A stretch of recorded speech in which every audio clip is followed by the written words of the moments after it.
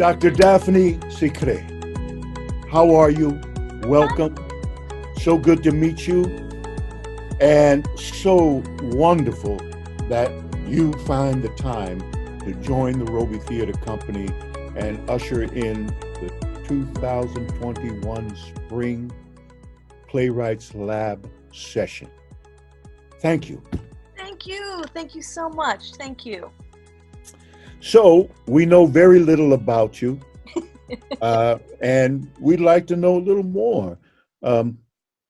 Talking before, well, something that really interests me, and it really doesn't have much to do with the work we're doing, except it keeps you healthy. What is that about the triathlon?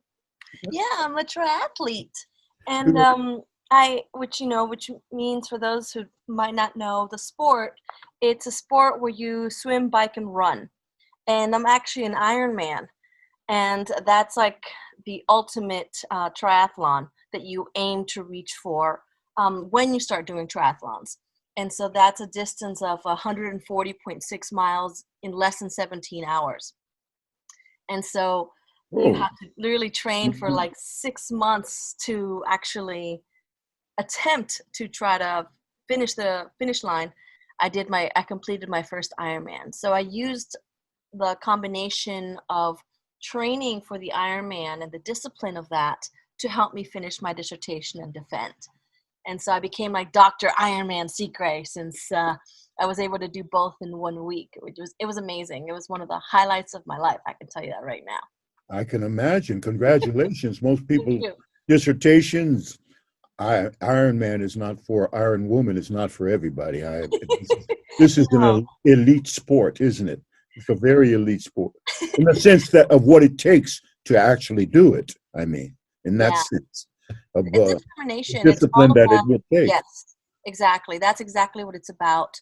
And just in heart, you have to have heart to want to finish. Mm-hmm. And I had trained so well that I actually finished it in 14 hours and 52 minutes. And it was I couldn't believe it. I thought I was going to barely make it. Before the race starts, I was like, I think I'm going to barely make the cutoff. And then as I was racing, I was like, I'm doing great. Of course, the cutoff is 17 hours. So you were 2 hours and 6 minutes ahead of it.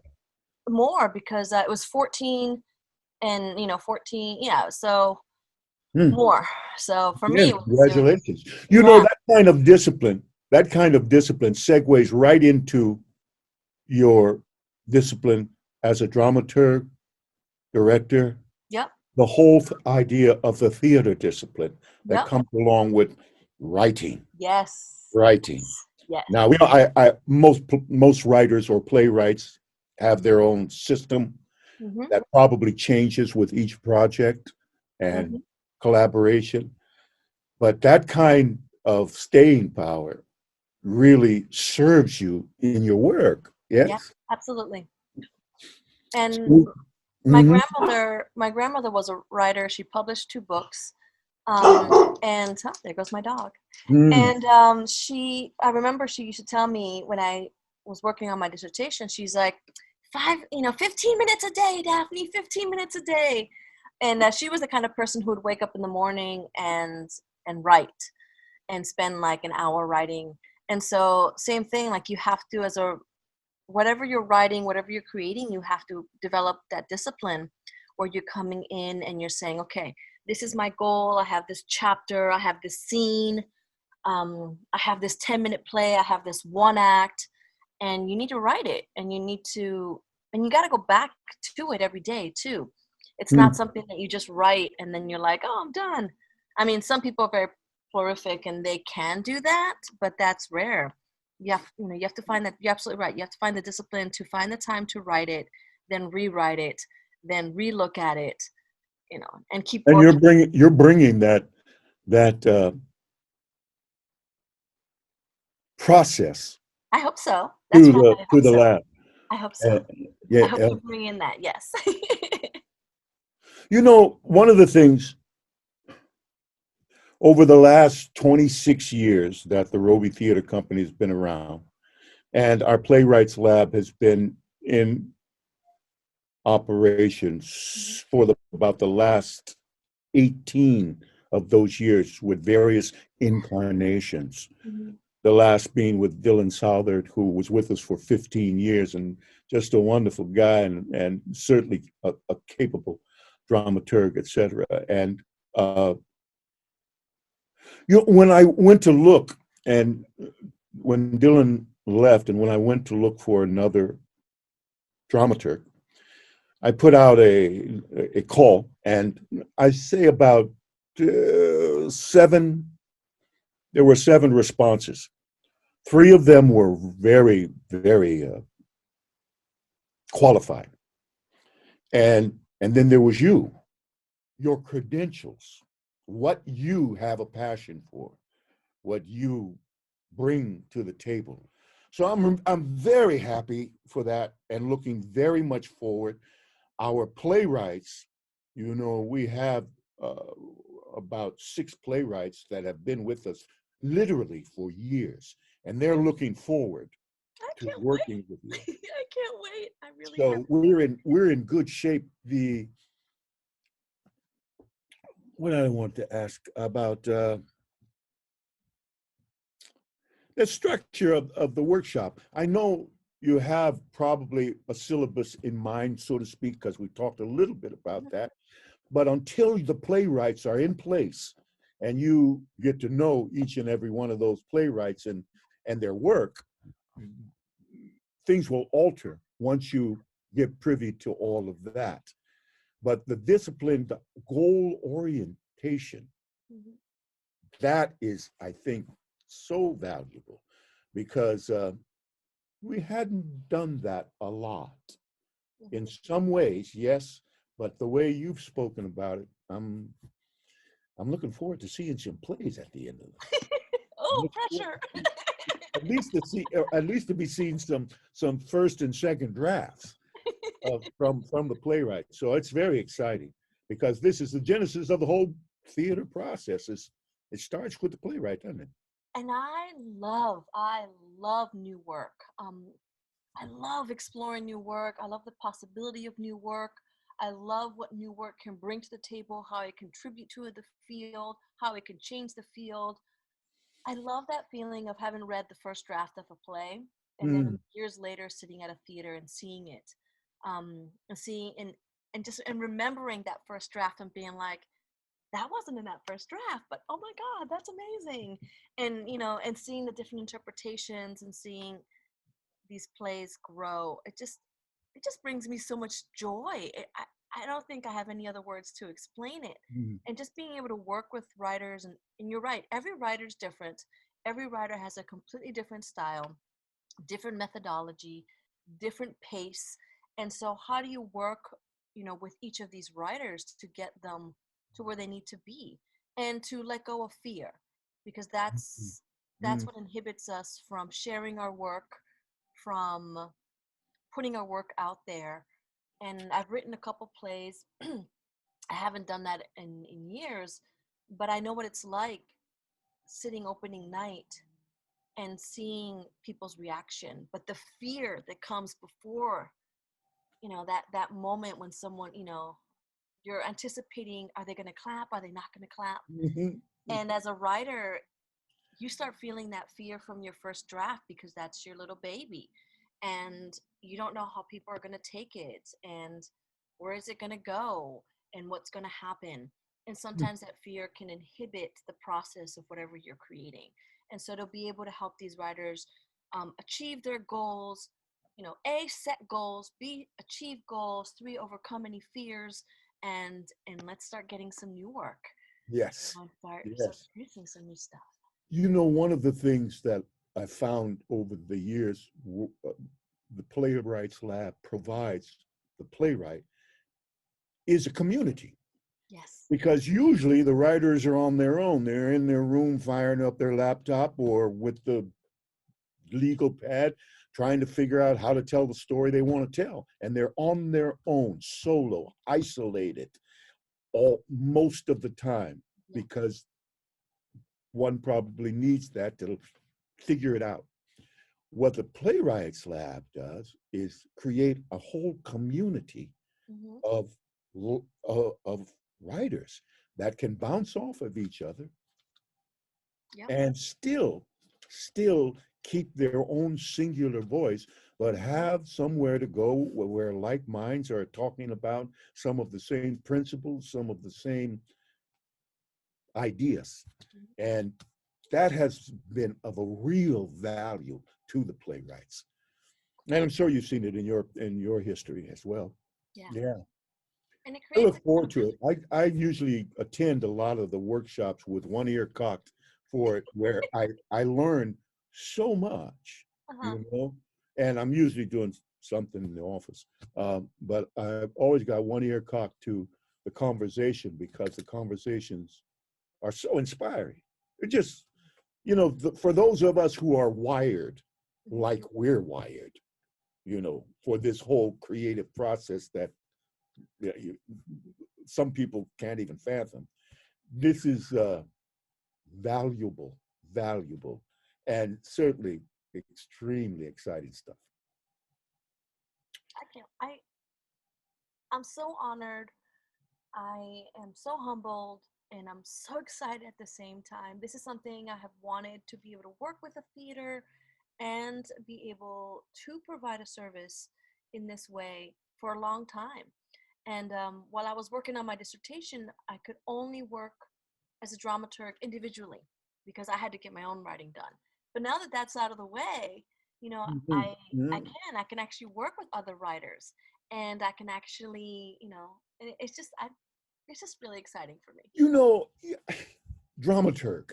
Hmm. There's so many people, including those in theaters, usually young people that have just started, to understand what it takes to want to be what it takes to be in the theater, to be an active artist in the theater, what that takes, because usually there's notions of other things, Hmm. notions of grandeur, but all of the work that leads up to an opening night and the curtain going up and our audience seeing that quote finished work, they are not usually aware of what it takes from day one to make it happen from the page to the stage.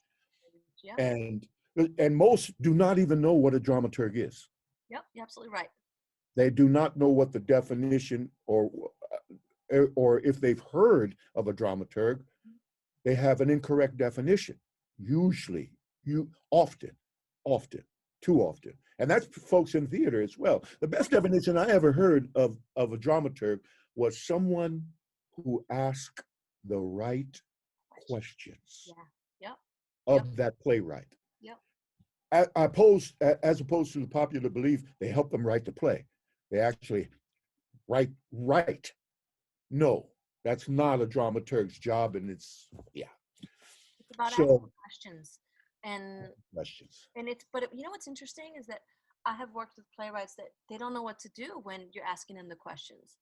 And I remember I always have to have a pre-meeting with my playwrights and say that I've worked with individually and say, okay, I'm the kind of dramaturg who's going to ask you questions. I'm going to ask you a lot of questions. I was like, when I look at your piece, I'm going to have a ton of questions for you. Now, you're the writer. You get to decide if you want to answer these questions or not. You get to decide if you want to expand on these questions or not. I'm like, I'm just providing you the questions for you to think of. And they're like, wow. And sometimes, especially if they're younger, they might be sometimes overwhelmed because do I answer all these questions in my writing? And I'm like, I don't know. Do you want to? Do you feel it's necessary? Does it work for the story? Is that what you want to see in your story? And sometimes providing these questions to make them think about what they want to accomplish with the story and where the story is going, and are they following whatever arc they've determined to follow, whatever structure they've decided to create, um, or break, because sometimes you can break a structure. And so, I love asking questions, and I don't need all the answers, but it's really interesting how some people don't know what to do with questions. In some of my historic classes that I teach, theater history classes, I ask questions, and the students are like, "Well, why aren't you giving us the answer?" And I'm like, "Well, we're gonna have to talk about the answer." I'm like, "And what do you think?" And then it's all of a sudden like, "Oh, yeah. What do you think?" It's And your so, play. It's yeah, your story, yep. right? And so I love this notion of questions. I love asking questions, and then I also love looking at plays through this lens of they're going to be staged. And so some of the questions I have to ask you deal with the way that you're staging the play. Can that be staged or not? Um, how are you bringing that to life? Mm. I remember working with a playwright who there was a scene missing. And I was like, I really felt it. And the actors, we were in this process of the actors were reading it during a rehearsal. He was providing, it was a workshop, week-long workshop of this play. And the actors felt the scene was missing. I felt the scene was missing. And I asked him, I was like, why don't you have a scene about this? And he's like, oh, because I was told that you can't really do that on the stage. And I was like, oh, no. What? You didn't put that in because someone told you you can't do that on the stage? I was like, well, you're the writer. Think about how can you bring that? I was like, as a director, you could do blah, blah, blah, blah, blah, blah, blah. And he was like, oh my goodness, I could actually bring that to the stage. I said, yes, you can. I was like, it's the job of the director to figure it out. Mm-hmm. But then there are some plays that people write, especially again, if they're younger. And I've worked a lot more with younger playwrights. So I'm looking forward to working with playwrights who are more seasoned. And, but the younger playwrights sometimes don't know how to they have an idea, and what their idea is, it's basically a TV show, and they're writing it like a TV show. They're not writing it like a play. They're not writing it for the stage. And so sometimes you do find the difference between them. Well, we have to guard against that in Los Angeles because, Yep. again, most people come here to build careers in television and Yep. film. And even if they're weaned in theater, have a passion for theater and love theater and need theater, it's a tough road because one, it's very difficult to make a living, especially as a playwright, right? Yeah. And whew, yeah, one usually has one eye on that audition or that interview or that meeting, and so it often is about. I think I want to test the waters in the theater and get my story honed there and then do that adaptation for film or television. And there's nothing wrong with all of that. I The creative process is the creative process, and are so many things that are born even in mistakes. In fact, most things are born in mistakes. And Trial and error, I will share writing and this. rewriting. Something that I think it's been really beautiful to see, especially in the last, like I would say 5, 8 years, with like really, really good playwrights are now starting to help write TV shows. They're now some of the writers. I have probably like 6 or 7 friends of mine who are writing for TV shows, but they didn't start writing for TV shows. They started writing plays, and they have X amount of plays that they've written, and their plays are superb. And it's Mhm. because of their writing and their writing being so good that they were not hired to now write for TV shows, and which is They nice. hone that discipline in the theater, though, right? Yes, exactly. They started with that discipline in the theater. They were writing for the theater. They were telling stories for the stage, and their writing was so good that people caught on. And now, and you see that in TV shows. You see that in the character development, because that they learn that writing for the stage. They learn that writing for theater, and again, the really good writer is able to continue writing the plays for the stage and still be hired, as a front runner and Mhm. writing for TV shows. And so, it's possible, but it's harder when you're trying to come in from a screenplay to theater, because there's so many. If you have not grown up in this world of theater and immersed yourself, it's different. And you have to think differently. You have to see the work differently. because it's read differently when it's live than it is when it's on TV. We don't have any edits. We don't have any do-overs. We just have to do it and make it happen on stage. Yeah, a lot to consider.